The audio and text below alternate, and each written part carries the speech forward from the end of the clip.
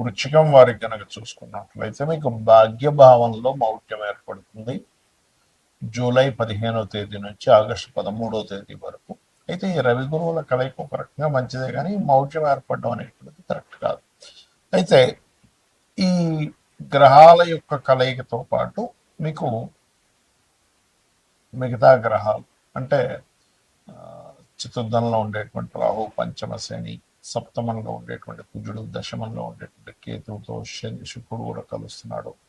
మరి వీటి వల్ల కలిగేటువంటి ఫలితాలు ఏమిటి, ఏ దేవత ఆరాధన చేయాలి, ముఖ్యంగా మనం మౌఢ్యమి భాగ్యంలో కలుగుతున్న దాని గురించి మనం మాట్లాడుకుంటున్నాం కాబట్టి ఈ యొక్క విషయాలు చెప్తుంది నేనేంటున్నప్పటికీ చెప్పిస్తుంది సాక్షాత్ లలిత అమ్మవారిగా భావిస్తూ ఆ లలితాంబిక అమ్మవారి యొక్క అనుగ్రహం మీకు పరిపూర్ణంగా కలగాలని మనస్ఫూర్తిగా కోరుకుంటూ ఇక్కడ ఈ భాగ్యభావంలో ఎప్పుడైతే గురువు ఉన్నాడో ఈ గురుగ్రహం రవి ఎప్పుడైతే రవితో కంబస్ట్ అయి ఉన్నాడో గురువు, ఇది ఇచ్చేటువంటి రిజల్ట్ ఏమిటి అని చెప్పి చూసుకున్నట్లయితే ఇది ప్రత్యేకంగా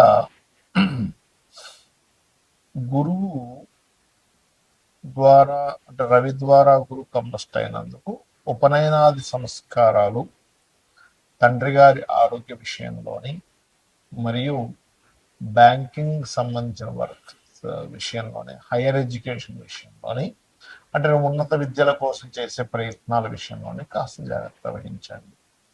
కాకపోతే 4లో రాహు ఉన్నది, విదేశాలకు వెళ్ళి అక్కడ సెటిల్ అవుదాము అని అనుకునేటువంటి వారికి ఇది మంచి సమయమే చెప్పాలంటే. అలాగే మరొక విషయం ఏంటంటే ఇక్కడ గమనించినట్లయితే కొన్ని గతంలో తీసుకున్న కొన్ని నిర్ణయాలకి కొంత అంటే అయ్యో అప్పుడు రాంగ్ స్టెప్ తీసుకున్నామే అనుకునేటువంటి విషయాల్లో కొంతవరకు వెసులుబాటు ఉంటుంది. కాకపోతే ఈ మౌఢ్యమి ఉండే సమయంలో మాత్రం ఇందాక నేను చెప్పిన 4 విషయాల్లోనే కాస్త జాగ్రత్తగా ఉండండి. వివాహం సంబంధించిన విషయంలో కొంత స్ట్రెస్ఫుల్గా ముందు కదులుతాయి. కాకపోతే ఉద్యోగం విషయంలో ఎప్పుడైతే 9వ స్థానంలో 2 గ్రహాలు ఉండి 10వ స్థానంలో శుక్రుడితో పాటు కేతు కూడా కలుస్తున్నాడు, ఉద్యోగ సంబంధించిన విషయంలో మార్పులు, అందులో ముఖ్యంగా ఇండియాలో కాకుండా విదేశాల్లో ఉద్యోగం చేస్తున్నటువంటి వారికి మార్పులు చూపిస్తున్నాయి. ఇక మీరు నిత్యము చేయవలసిన దేవతారాధన కాలభైరవుడి యొక్క అష్టకం చేయండి, అన్ని విధాల బాగుంటుంది. ఈ మౌఢ్యమి సమయంలో అసలు ఎలాంటి పనులు చేయాలి, అలాంటి పనులు చేయకూడదు చాలా మంది అడుగుతున్నారు. వివాహాలు, నిశ్చితార్థాలు, గృహ ప్రవేశాలు, గృహ ఆరంభాలు చెయ్యరు. ఇది మరి నార్త్ సైడ్ వాళ్ళకి వర్తించదు అంటారు, మనమే ఎక్కువగా పాటిస్తూ ఉంటాం. నార్త్ సైడ్ వాళ్ళు పట్టించుకోరు, కాకపోతే దాని ప్రభావం ఉంటుంది. ఎంతైనా కూడా మనకి వర్జము, దుర్ముహూర్తము, యమగండాలు ఇవన్నీ కొన్ని ప్రాంతాల్లో వర్తిస్తే కొన్ని ప్రాంతాల్లో వర్తించినప్పుడు అలాగే మరి ఇది అలా అవుతుందా అంటారు చాలా మంది, కానీ ఇది అలా ఉండదు. యూనివర్సల్గా ఇది దాని ప్రభావం చూపిస్తూ ఉంటుంది. కాబట్టి నార్త్ వాళ్ళు కూడా ఇది పాటించాలి. వాళ్ళు పాటించట్లేదు కానీ పాటించాలి, అక్కడ నివసించే వాళ్ళు కూడా. ఎందుకంటే మనం చూడండి, ఇప్పుడు రాహుకాలం ఉంది, ఇక్కడ పాటిస్తున్నారు చాలా మంది తెలియదు. మీరు కనుక తమిళనాడులో కనుక నివాసం ఉన్నట్లయితే ఖచ్చితంగా రాహుకాలాన్ని అక్కడ పాటించాలి. ఇక్కడ ఉన్నప్పుడు వజ్రము, దుర్ముహూర్తము, అదేవిధంగా యమగండం పాటించాలి. కానీ ఈ మౌఢ్యమి సంబంధించినవి ప్రపంచం మొత్తం పాటించాలి. అయితే చాలామంది ఈ మౌఢ్యమికి కొన్ని తెలియని కొన్ని ఎలా అంటే రెగ్యులర్గా చేసేవి కూడా ఆపుతూ ఉంటారు. అంటే అలాగా ఉద్యోగం వచ్చింది, ఉద్యోగంలో జాయిన్ అవ్వాలి, మౌఢ్యమితో సంబంధం లేదు, అది మీ యొక్క జీవితానికి సంబంధించినటువంటి మీ నిత్య జీవితంలో మీకు డబ్బులు రావాలంటే కాబట్టి మౌఢ్యమితో సంబంధం లేదు, గుర్తుపెట్టుకోండి. అలాగే రెంటిల్లు మారుతున్నారు, పెద్దగా సంబంధమే ఉండదు మౌఢ్యంతో. కాకపోతే మౌఢ్యంలో అవాయిడ్ చేస్తే మంచిది, అంతేగాని పెద్ద తను ఏదో వస్తుందని మాత్రం అనుకోకండి. అదేవిధంగా ఇంకొంతమంది కొన్ని మరమ్మతులు చేయించుకుంటూ ఉంటారు ఇంట్లో. ఏమైనా వాస్తు దోషం ఉంది, మౌఢ్యంలో చేయించుకోవచ్చు, ఏమి సంబంధం లేదు.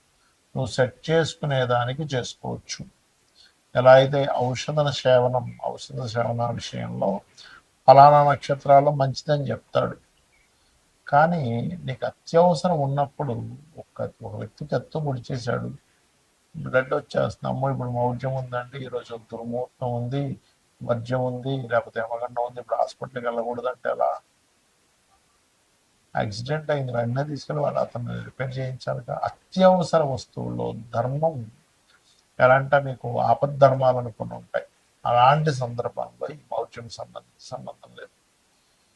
అలాగే మరొక విషయం ఏంటంటే, ఇప్పుడు నేను మీకు ఇందాక ఒక్కొక్క రాశి వాళ్ళకి మీకు చెప్తూ వచ్చా ఈ మౌఢ్యమి సంబంధించిన విషయం. మేషం వారికి ఈ ప్రాపర్టీ విషయంలోని, వృషభం వారికి అగ్రిమెంట్స్ అని, మిథునం వారికి ధన విషయంలోని, కర్కాటకం వారికి అప్పుల విషయంలోని, లేకపోతే వాళ్ళు ఏదైనా స్ట్రక్ అవడం అని, సింహం వారికి ఇన్వెస్ట్మెంట్స్ అని, కన్య వారికి బిజినెస్ రిలేటెడ్, తుల వారికి జాబ్ సంబంధించిన, మరియు అదేవిధంగా వృచ్చికం వారికి దూర ప్రాంతాల అండ్ ఉపనయనాథ సంస్కారాలు, ధనస్సు వారికి ఏమో షేర్ మార్కెట్ అండ్ ఇన్సూరెన్సెస్, మకరం వారికేమో వివాహ సంబంధించిన, మరియు ఈ కుంభం వారికేమో మన ఏదైతే ఇందాక చెప్పుకున్నామో ఈ అప్పులు ఇవ్వడం తీసుకోవడం, జాబ్ సంబంధించిన, మరియు అదేవిధంగా శత్రుత్వాల విషయంలో మీనం వారికి సంతాన సంబంధించింది. ఎందుకు అంటే వాళ్ళ లగ్నం నుంచి ఆ భావం ఆ స్థానం అవుతుంది. అన్ని విషయాలకు కాదు, పర్టికులర్గా వాళ్ళ పర్సనల్ చార్ట్లో ఈ విషయంలో జాగ్రత్తగా ఉండాలి.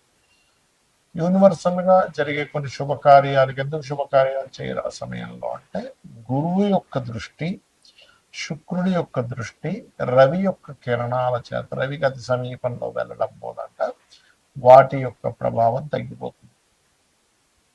వాటి ప్రభావం ఎప్పుడైతే గురువు ప్రభావం తగ్గిపోయిందో అక్కడ కలిగేటువంటివి ఏమిటి, యూనివర్సల్గా జరిగేవేమిటి, బంగారం యొక్క ధర సంబంధించిన విషయంలో బాగా డౌన్ఫాల్ అవ్వడం ఆ సమయంలో, ఇంకా విచిత్రంగా ఫ్లక్చువేట్ అవ్వడం ధరల విషయంలో జరుగుతుంటుంది అనమాట ఆ టైంలో పర్టికులర్గా. అలానే మీరు చాలామంది ఏంటంటే, నేను చాలాసార్లు చెప్పాను, 1 year నుంచి చెప్తున్నాను, బాగా పెరుగుతుంటుంది, తగ్గుతూ ఉంటుంది, తగ్గుతుంది, 50 సార్లు అనేది జరుగుతుంది, డోంట్ వరీ అని.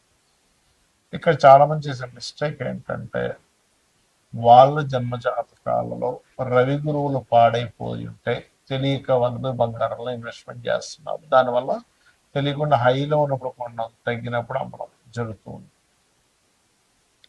కాబట్టి నేను చెప్పేది ఒకటే గుర్తుపెట్టుకోండి, ఈ బంగారం విషయంలో కూడా ఈ మౌఢ్యమే ఫ్లక్చువేషన్స్ ఇస్తుంది. రవి గురువుని కంబస్ చేయడం వల్ల. అదేవిధంగా మరొక విషయం ఏంటంటే, ఇది జల సంబంధించిన విషయాలు, సునామీలు, ప్రపంచవ్యాప్తంగా కొన్ని ఈ ఆరోగ్య సంబంధించిన విషయంలో కూడా దీని యొక్క ప్రభావం పెరగనుంది ఈ కంబస్ట్ వల్ల. కాబట్టి అందరూ కూడా కాచి చల్లార్చిన నీటిని తాగండి, మరియు కాస్త నీటి ప్రాంతాల దగ్గరగా ఉండే వాళ్ళు కాస్త దూరంగా ఉండండి.